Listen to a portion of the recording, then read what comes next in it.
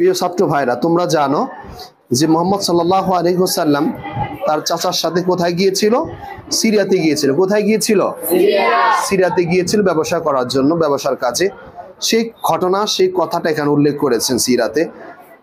নবীরা করেছেন রাখালি। সিরিয়া থেকে মুহাম্মদ সাল্লাল্লাহু আলাইহি ওয়াসাল্লাম ফিরে এলেন আনন্দ ভরা মন নিয়ে। কেন?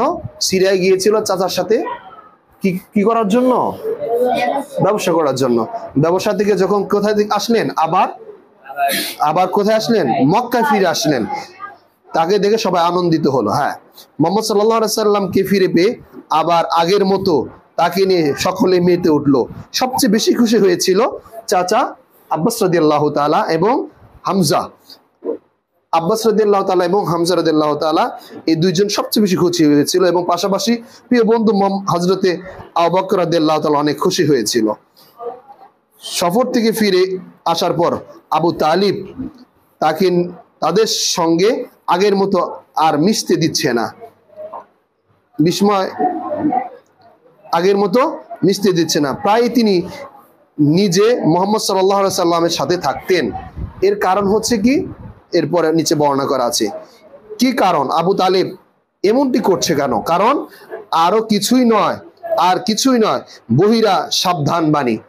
সিরিয়া যে গিয়েছিল, বহিরা যে আবু তালিবকে সাবধান বাণী শুনিয়েছিল, তুমি তো জানো যে তোমার এই ভাতিজা, এই ছেলে আল্লাহর কি হবে? নবী হবে। তিনি কঠোরভাবে আবু তালিবকে হুঁশিয়ার করে দিয়েছিলেন যে এর মাঝে আমি যা দেখেছি তা যদি ইহুদিরা দেখতে পায় তাহলে একে যে কোনো ভাবে তারা হত্যা করে ফেলবে। সুতরাং সাবধান, তাকে সবসময় আগলিয়ে রাখবে। তাকে কি করে রাখবে? আগলিয়ে রাখবে।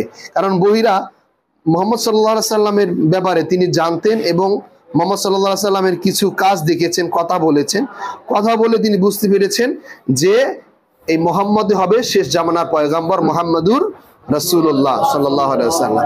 এর জন্য বহিরা চাচাকে বলেছিলেন, আবু তালিবকে বলেছিলেন যে হ্যাঁ, তোমার ভাতিজাকে তুমি নিয়ে যাও, আর তাড়াতাড়ি নিয়ে যাও। যদি ইহুদিরা তাকে দেখে বা বুঝতে পারে তাহলে ইহুদিরা তাকে মেরে ফেলবে। কারণ ইহুদিরা মুহাম্মদ সাল্লাল্লাহু আলাইহি সাল্লামকে মারার জন্যই ওই সিরিয়াতে অবস্থান করেছিল, এবং মারার জন্য সব কাজ কমপ্লিট করে রেখেছিল। কারণ একটাই, মুহাম্মদ সাল্লাল্লাহু আলাইহি সাল্লামকে হত্যা করা হবে। এর জন্য বহিরা এই কথাটা জানতেন। এর জন্য বহিরা আগেই চাচা আবু তালিবকে বললেন, আপনি ব্যবসা শেষ করে তাড়াতাড়ি চলে যান, এবং আবু তালিবকে বললেন, চাচাকে বললেন, তুমি তোমার এই ছেলেকে, ভাতিজাকে সুন্দর করে দেখে শুনে রাখবে।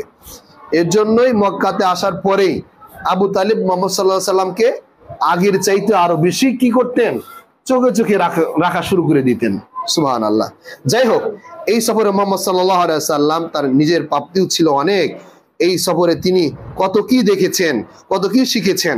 তিনি দেখেছেন হালাল রুজি সন্ধান, বণিক কাফেলা কিভাবে ছুটে বেড়ায় দেশ থেকে দেশ।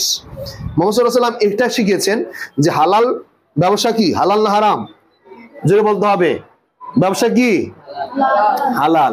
এর জন্য এই হালাল ব্যবসা কিভাবে করতে হয়, এবং হালাল রুজি সন্ধানের জন্য কিভাবে দেশ এবং এক দেশ থেকে আরেক দেশ যেতে হয়, এটা কি আল্লাহ রাসূল সাল্লাল্লাহু আলাইহি সাল্লাম শিখেছেন।